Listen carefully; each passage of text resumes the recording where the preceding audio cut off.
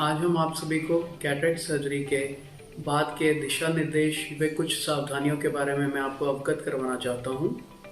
मोतियाबिंद सर्जरी क्या होती है, उससे पहले हमें आपको ये बताना पड़ेगा कि मोतियाबिंद क्या होता है। मोतियाबिंद एक ओल्ड एज की नॉर्मल बीमारी है, आंखों की बीमारी है, जिसमें हमारी आंखों का जो लेंस है, जो नॉर्मल लेंस है, उसमें उम्र बढ़ने के कारण सफ़ेदी आ जाती है, जिसके कारण मरीज की आंखों की रोशनी थोड़ी कम होती जाती है और उसे नॉर्मली दिखने में कमी आ जाती है। सेकेंडली उसको ड्राइविंग वगैरह या कुछ भी तरह की काम करने में, नज़दीक के काम करने में भी दिक्कत आ सकती होती है। इसका एक सिंपल इलाज होता है जिसे हम लेज़र सर्जरी या फेको इमल्सिफिकेशन सर्जरी बोलते हैं। ये दो तरह से की जाती है आजकल। एक हम इंजेक्शन लगा के करते हैं, दूसरा हम टॉपिकल सर्जरी या बूंदों के द्वारा आँख को सुन करके की जाती है। इस केस में अगर हम बूंदों के द्वारा करते हैं तो मरीज को नॉर्मली हम गॉगल्स लगा के घर भेज देते हैं, कुछ दिशा निर्देश या सावधानियां बताकर। और अगर हम मरीज को इंजेक्शन लगा के करते हैं, जैसे कुछ कॉम्प्लिकेटेड केसेस होते हैं या मोतियाबिंद ज़्यादा पका होता है, तो उन केसेस में हम एक पैच लगा देते हैं जिसे हम 5 से 7 घंटे बाद उतार भी सकते हैं, या मरीज को अगले दिन हॉस्पिटल में बुला के उसका पट्टी उस टाइम पे उतार देते हैं इस पैच को। अब सर्जरी के बाद हमें मरीज को क्या सावधानियां रखनी चाहिए है। जैसे हम मरीज को काला चश्मा लगा के घर भेज देते हैं, गॉगल्स लगा के भेजते हैं, उसमें मरीज को क्या क्या नहीं करना चाहिए। पहली बात तो ये है कि आंख में पानी आ सकता है नॉर्मल सर्जरी के बाद। ये पानी आना या थोड़ा बहुत रड़क पड़ना या थोड़ा बहुत दर्द होना एक नॉर्मल प्रक्रिया के कारण ही होता है। तो इसके लिए मरीज को पहली बात तो आंख को कभी मलना नहीं है, स्क्वीज़ नहीं करना होता है, क्योंकि स्क्वीज़ करने के कारण हमारी आंख में इन्फेक्शन होने का डर बढ़ जाता है। क्योंकि आजकल जो भी सर्जरीज होती हैं ज़्यादातर स्यूचरलेस सर्जरीज होती हैं, इसमें किसी तरह का भी टांका नहीं लगाया जाता। तो जब भी थोड़ा सा भी दबाव आँख के ऊपर पड़ेगा तो उसमें इन्फेक्शन का डर बढ़ जाएगा, क्योंकि वो घाव, छोटा सा घाव जो होता है वो खुल सकता होता है। सेकेंडली, छोटे बच्चों के साथ खेलने को मरीज को थोड़े दिनों के लिए अवॉइड करना चाहिए, क्योंकि उससे आँख पे चोट लगने का खतरा है। किसी भी तरह की चोट आँख के लिए बहुत ज़्यादा डेंजरस हो सकती है। सेकेंड थिंग जो मरीज को ध्यान रखना चाहिए वो ये है कि आँख में पानी के छिट्टे नहीं मार सकता। किसी भी तरह से पानी हो, कोई स्विमिंग हो या वाटर स्पोर्ट्स हो, कुछ दिनों के लिए मरीज को इन सब चीज़ों को अवॉइड करना पड़ेगा। जो मिनिमम टाइम जो हम स्विमिंग या पानी के छिट्टे मारने के लिए बताते हैं वो 3 हफ्ते होता है। थर्ड थिंग है इसमें जो मरीज को ध्यान रखना है कि किसी भी तरह का कपड़ा या रुमाल किसी भी तरह से उसको आँख के ऊपर नहीं लगाना है।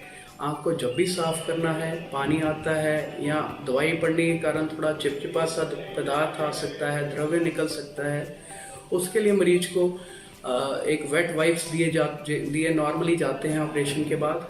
इसके अलावा किसी भी तरह की धूल मिट्टी या मेकअप हमें कुछ दिनों के लिए अवॉइड करना पड़ता है आँख के आसपास के एरिया में।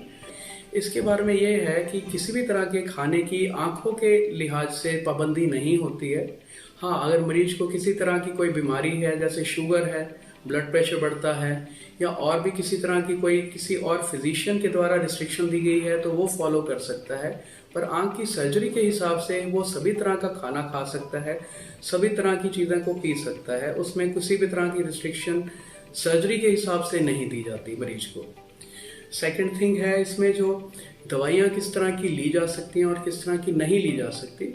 हमारे हिसाब से सर्जरी के हिसाब से भी सभी तरह की ऑलमोस्ट दवाइयाँ ली जा सकती हैं, बट 1-2 दवाइयाँ जिससे कुछ लोग मरीजों को हार्ट प्रॉब्लम होती है या किसी फिजिशियन के द्वारा किसी भी कारण से ब्लड थिनर दिए जाते हैं, उसके लिए मरीज को अपने डॉक्टर को या अपने जो भी ट्रीटिंग सर्जन है उनका चिकित्सक है, उसे पहले से बताना ज़रूरी है कि इकोस्प्रिन जैसे एक टैबलेट है जो एक ब्लड थिनर है, इसको हमें कुछ दिनों के लिए ऑपरेशन से पहले बंद करना पड़ता है और कुछ दिनों के लिए 3 से 4 दिन ऑपरेशन के बाद भी बंद करना ज़रूरी होता है सर्जरी के बाद। इसके अलावा ज़्यादातर दवाइयाँ मरीज अपनी जिस तरह से उनका पहले से प्रिस्क्रिप्शन के अकॉर्डिंगली ले रहा है उसी तरह से मरीज को लेते रहनी चाहिए।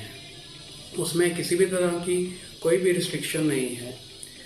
इसके अलावा मरीज नॉर्मली हमसे पूछता है कि मैं ड्राइविंग कितने दिनों बाद कर सकता हूँ। हम नॉर्मली ये बताते हैं मरीज को कि 4 व्हीलर ड्राइव करने के लिए मरीज को 5 से 7 दिन के बाद अगर वो करना चाहे तो आराम से 4 व्हीलर ड्राइव वो ड्राइव कर सकता है। पर 2 व्हीलर ड्राइव के लिए कम से कम 3 हफ्ते रुकना चाहिए, क्योंकि 2 व्हीलर ड्राइव के टाइम आँख में धूल मिट्टी पड़ने का खतरा बराबर रहता है, उसके कारण मरीज को इन्फेक्शन होने का डर है। इसलिए 2 व्हीलर ड्राइव हमें थोड़ी देर के लिए अवॉइड, मिनिमम 3 वीक्स के लिए हमें अवॉइड करना चाहिए। और इसके अलावा जो चीज़ है जैसे मोबाइल है या टीवी है, इसके लिए जो है हम नॉर्मली कहते हैं कि अगर कुछ सिंपल चीज़ है या थोड़ा बहुत मोबाइल यूज़ करना है तो वो 3-4 दिन बाद यूज़ कर सकता है। पर अगर ज़्यादा यूजेज है तो हम मिनिमम 2 वीक्स का टाइम पीरियड देते हैं हर एक मरीज को, कि 2 हफ्ते के बाद वो चाहे तो अपना पहले की तरह से काम दोबारा से मोबाइल या टीवी अगर देखना चाहे तो दोबारा से शुरू कर सकते हैं। सबसे इम्पोर्टेंट बात यह है कि दवाई डालने के टाइम मरीज को या तो वो खुद डाल सकता है या उसके किसी अटेंडेंट को वो डालता है, तो हाथ को धो के आई ड्रॉप्स को पकड़ के, उसके अलावा निचली पलक को नीचे खींच के 1 ड्रॉप डालनी चाहिए है। क्योंकि नॉर्मली ये है कि मरीज को ये इस बात का पता नहीं होता कि 2 या 3 ड्रॉप्स डल जाने से कोई ज़्यादा बेनिफिट नहीं होता। नॉर्मली हर एक आई ड्रॉप को 1 ड्रॉप ही डालना ज़रूरी होता है, क्योंकि बाकी की जो ड्रॉप्स है वो सिर्फ वेस्ट हो जाएंगी। हाथ को धोना बहुत ज़रूरी है ताकि किसी भी तरह का इन्फेक्शन का डर है वो कम होता रहे। इसके अलावा जो दूसरी चीज़ इम्पॉर्टेंट है जो मरीज को हमेशा ध्यान रखनी चाहिए, नॉर्मली हम 2 से 3 आई ड्रॉप्स मरीज को देते हैं ऑपरेशन के बाद, तो 2 ड्रॉप्स के बीच में जो टाइम गैप है वो 2 से 3 मिनट का तो होना चाहिए, जिससे 1 ड्रॉप का वो पूरा असर उसमें हो जाए, उसके बाद ही दूसरी ड्रॉप डालनी चाहिए।